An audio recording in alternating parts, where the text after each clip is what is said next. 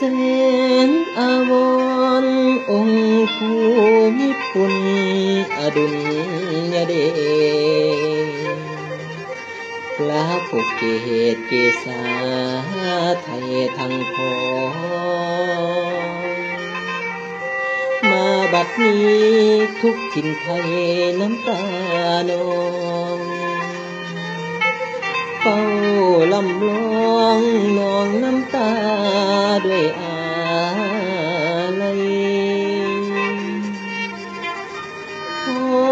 ในหลวงได้จากไปไม่หวนกลับฟ้า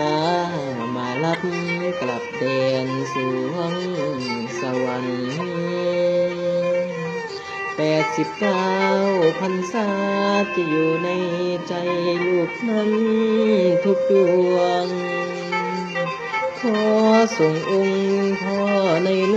วงสู่สวรรค์